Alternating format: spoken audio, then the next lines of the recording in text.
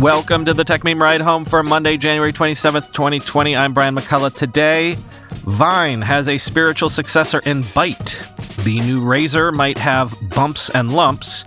Your antivirus program might be selling all your clicks. Seamless might be inventing restaurants from whole cloth. And the AI algorithm that spotted the Wuhan virus early. Here's what you missed today in the world of tech. Now, in theory, you've all had all weekend to hear about this and even play with it.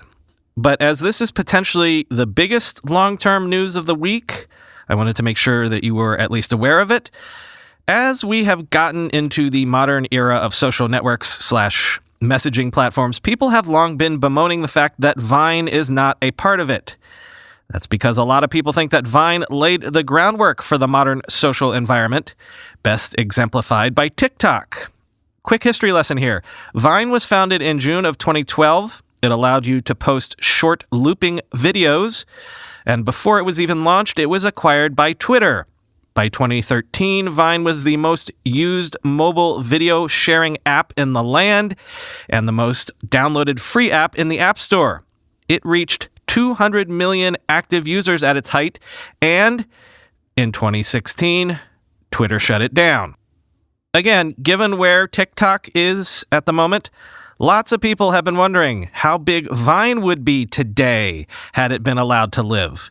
There's a reason that Twitter, until recently, had a very bad reputation for product, of course. Well, over the weekend, Vine co-founder Dom Hoffman launched Byte, what can only be described as a true descendant of Vine. Byte is a short-form video app on iOS and Android.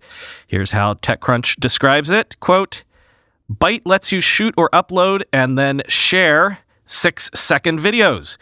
The tiny time limit necessitates no filler content that's denser than the maximum 1-minute clips on TikTok.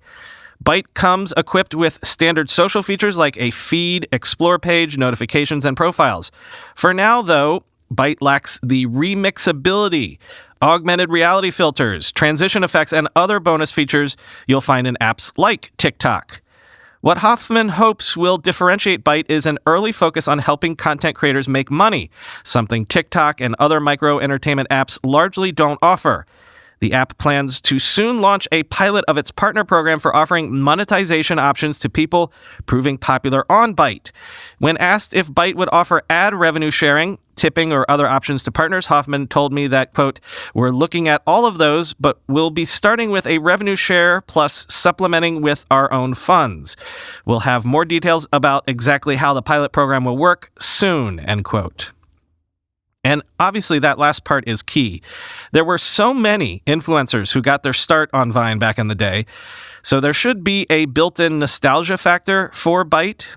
And today, so many popular creators on apps like TikTok and Snapchat have been forced to pull their audiences over to YouTube or other streaming video platforms just to get paid.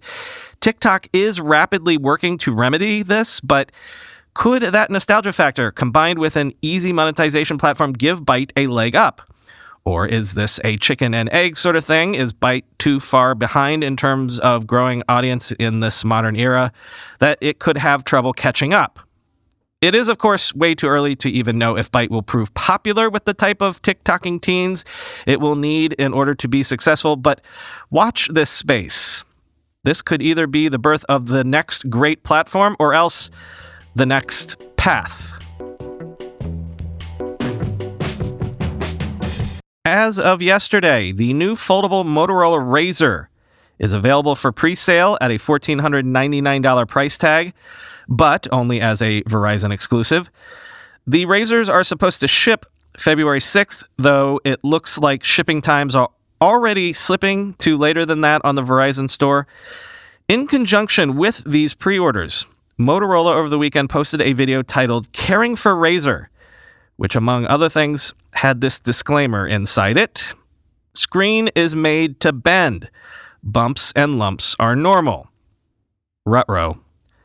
Bumps and lumps were the first signs that review units were about to catastrophically fail on those troublesome Galaxy Fold phones last year. Motorola seems fairly confident we won't see catastrophic failures this time around with the Razr, and the folks that got their hands on the device did not report bubbles or even much of a crease, but that was just a press event hands-on. Still, quoting The Verge, as with the Galaxy Fold, there are some Gremlins-esque rules to worry about. Don't get it too wet, and if you do, dry it off quickly with a soft towel. Keep it away from sharp objects, and close it before you put it in your pocket. That last rule, close phone before putting in pocket or purse, is a clear sign that the company knows the screen is fragile. It also explicitly warns users to not use a screen protector. As with the Galaxy Fold, it seems likely that the adhesive on most screen protectors would be damaging to the screen, end quote. We should know in a matter of weeks whether or not people are reporting larger issues. But of course, it's also a matter of weeks until we see Samsung's Galaxy Unpacked event, where we're expecting to see their next generation foldable phones. Also, over the weekend, no doubt you were becoming increasingly aware of the so-called Wuhan coronavirus, if you already weren't aware. Well, what if I told you that AI was the first, possibly, to sound the alarm to epidemiologists that something bad was brewing? Blue Dot is a Canadian health monitoring platform that monitors news reports and airline ticketing data to predict the spread of diseases just like this one. According to Wired, Blue Dot had noticed something was going on in Wuhan on December 31st when it first alerted its customers. It was only January 6th when the U.S. Centers for Disease Control and Prevention and January 9th when the World Health Organization notified the public of a possible outbreak. So Blue Dot's clever algorithms had them beat. Quoting Wired, "We know that governments may not be relied upon to provide information in a timely fashion," says Cameron Khan, Blue Dot's founder and CEO. "We can pick up news of possible outbreaks, little murmurs or forums or blogs of indications of some kind of unusual event going on," end quote. Khan says the algorithm doesn't use social media postings because that data is too messy, but he does have one trick up his sleeve: access to global airline ticketing data that can help predict where and when infected residents are headed next. It correctly predicted that the virus would jump from Wuhan to Bangkok, Seoul, Taipei, and Tokyo in the days following its initial appearance, end quote. Khan is apparently an infectious disease specialist before he was an entrepreneur, who worked on the 2003 SARS epidemic. Blue Dot was launched in 2014, raised $9.4 million in venture capital, and now has 30 employees, a mix of physicians and programmers who combine to make the natural language processing and machine learning special sauce that the company uses. Quoting Wired once again, "Once the automated data sifting is complete, human analysis takes over," Khan says. "Epidemiologists check that the conclusions make sense from a scientific standpoint, and then a report is sent to government, business, and public health clients. Blue Dot's reports are then sent to public health officials in a dozen countries, including the U.S. and Canada. Also airlines and frontline hospitals where infected patients might end up. Blue Dot doesn't sell their data to the general public, but they are working on it," Khan says, end quote. Real quick, a couple of follow-ups to some things that we've been discussing this month. First of all, the game streaming space seems like an absolute free-for-all at the moment, with money flying all over the place in every direction. The Verge is reporting that YouTube has gained exclusive streaming rights to Activision Blizzard's big esports events like Overwatch League, which had been Twitch exclusives for the past 2 years. Quote, "Video game publisher Activision Blizzard has entered into a multi-year partnership with Google that will see the search giant's cloud platform power all of Activision Blizzard's game hosting and other technical needs.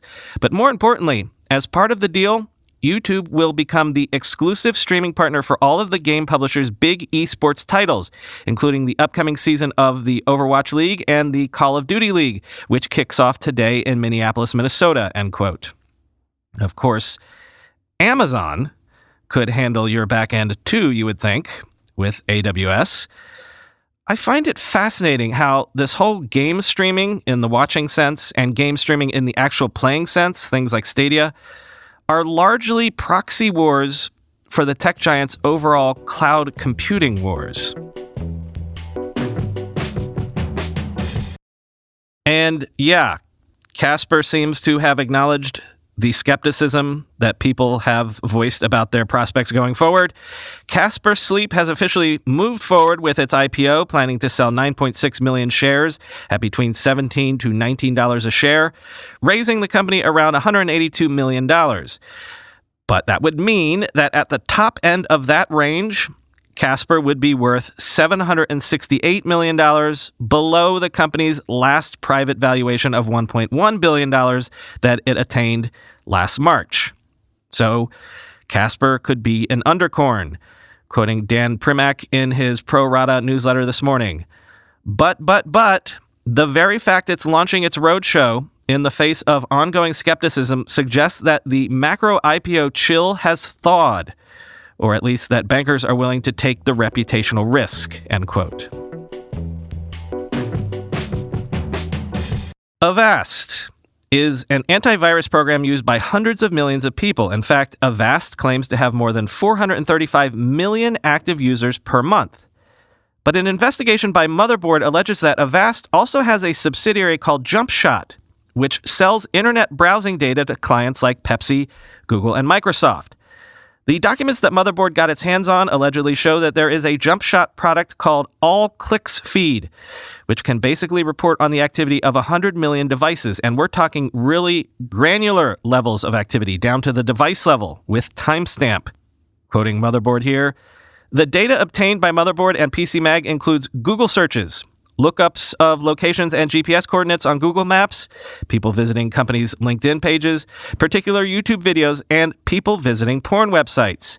It is possible to determine from the collected data what date and time the anonymized user visited YouPorn and Pornhub, and in some cases, what search term they entered into the porn site and which specific video they watched.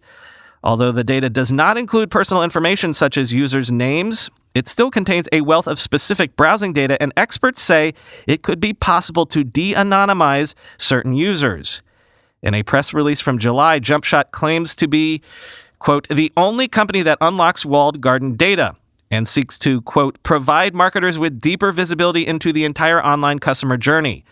JumpShot has previously discussed some of its clients publicly, but other companies mentioned in JumpShot documents include Expedia, IBM, Intuit, which makes TurboTax, L'Oreal, and Home Depot.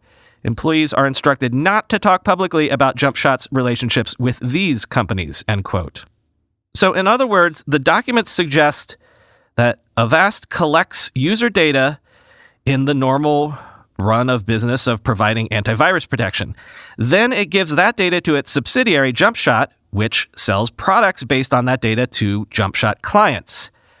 It seems that making money selling antivirus protection is apparently not very lucrative as a business anymore. You know what is more lucrative? Selling user data.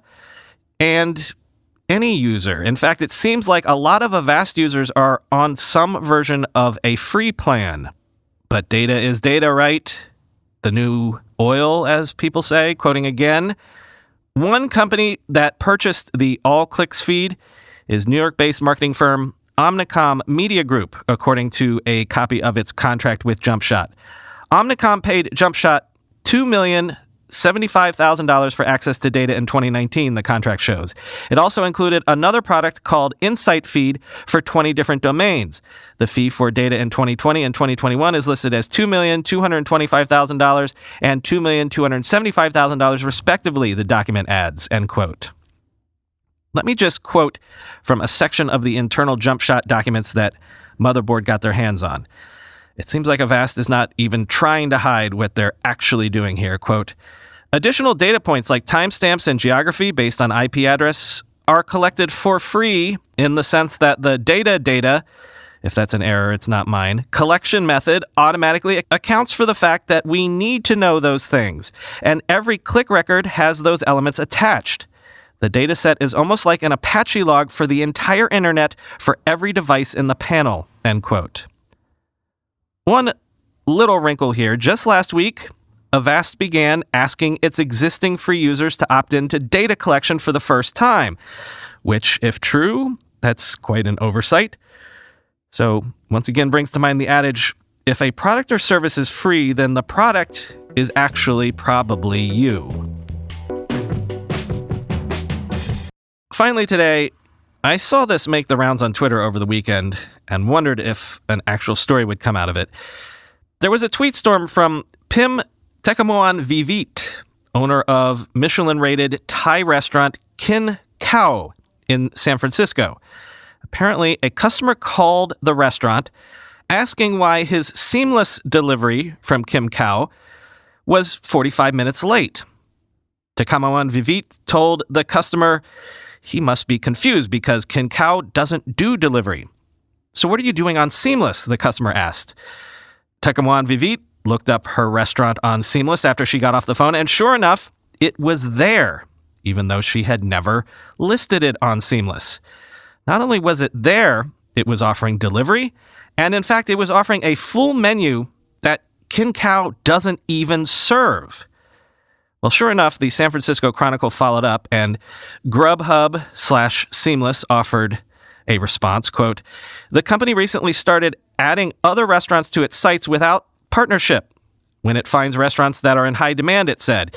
"In those cases, someone from the company orders the food ahead or at the restaurant, and a driver is sent to pick it up," it added. Quote, "Kin Khao was one of those restaurants we added to our marketplace for this initiative to include more restaurants on our platform, and unfortunately, we referenced the incorrect menu for this restaurant.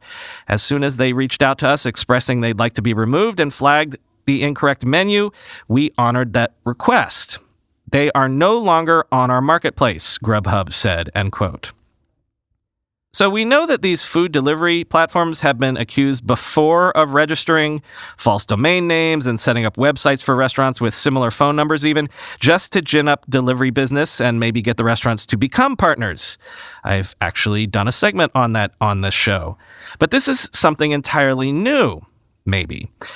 And if it is new, it has some interesting implications, picked up upon by Alex Danco in the following tweet thread, which I will quote in its entirety because I'm so fascinated by this. This is actually why I wanted to do this story in the first place, Alex's tweets. The implication is, what if you could set up a business impersonating a restaurant? No reason why that's not possible at this point. Should be noted that Alex was originally responding to Tekamoan Vivit's original tweets, quote, "Interesting implication of this story, if true, which I have no reason to believe it's not. The idea of counterfeit food. Two parts to the allegation here. Number one, food delivery companies have become rife with fake landing pages and fake profiles for capturing demand. This we already know. And also, two, cloud kitchens are now actually cooking and shipping the food to customers, passing it off as if it's real. Last year, I wrote a post about this big generational trend of cooking as a service, the increasing degree to which we're outsourcing food prep at all ends of the income spectrum, fast food, prepared food, restaurants, delivery. There are two basic components to cooking as a service. There's the fungible commodity side of it, ingredients, kitchen, labor, etc., as undifferentiated. And then there's the differentiated, branded part of it, special recipes, good reputation, high-quality cooking. If part one is fungible, and if part two is where the margin is, but the customer has low visibility or doesn't care about the production process, then counterfeit food makes total sense. The new reality of internet food delivery makes it easy to steal IP and brand and then monetize it. This reminds me of this question from @HipCityReg. What would LimeWire be built around today? He's referring to the file-sharing site LimeWire from the heyday of BitTorrent and the like. Quoting again, "Counterfeiting in online marketplaces is obviously not new. Amazon, etc. fight the problem constantly, but this feels a lot like illegal file sharing, but for real-world goods and services. Prepared food as the new MP3 file. I'm sure you might think, I'd never fall for this. Are you sure? Like, how actually sure are you that your most recent Thai food order or whatever actually came from where you thought it did? If food can be counterfeited and enough people don't notice or care, what else?" Postscript to this. If you want to learn about a system, you can uncover a lot by asking, what is the fraud that happens? How does it work? Why does it work? It's a great way to get to the heart of things, end quote. That is all for today. My thanks to those of you who tweeted at me about the Stay app. I installed the Stay app, and it has solved all of my external monitor problems that I told you about. Absolutely brilliant. Thank you, Hive Mind. Talk to you tomorrow.